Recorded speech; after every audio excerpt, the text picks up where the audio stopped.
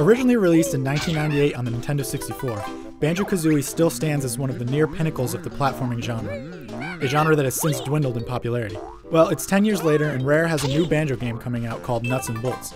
To commemorate this release, Microsoft and Rare also decided to go back to where it all started and release the original Banjo-Kazooie on the Xbox Live Arcade. Rare wasn't content with just going to their vaults and pulling out the same exact game. This new version looks better with sharper graphics, runs in widescreen, and has remastered sound. Of course, all references to Nintendo have been removed, so sorry guys, no walking N64 sign in the beginning. The much talked about stop and swap feature that was supposed to make its debut in Banjo-Kazooie's sequel also finally comes out in this XBLA release. Yes, you can get the ice key and it actually does something this time. However, instead of unlocking stuff in Banjo-Tooie, it unlocks things like vehicle parts in Banjo-Kazooie Nuts and Bolts. The part that I unlocked from the ice key wasn't terribly exciting, but hey, at least it's there. Besides all of that, the game is still exactly the same, for better or for worse.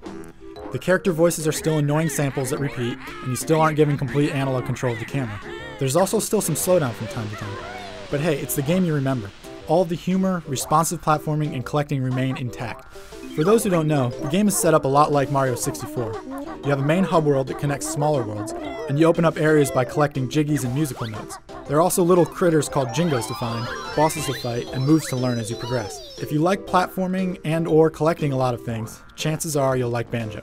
Although it doesn't quite have the same impact today, Banjo-Kazooie is still a very fun game on the Xbox Live Arcade. If nostalgia for the bird and bear duo keeps you up at night, or if you're just curious about what a kazooie is, then Banjo is worth a look. Just be prepared to deal with grating character voices that will make you want to kill small mammals.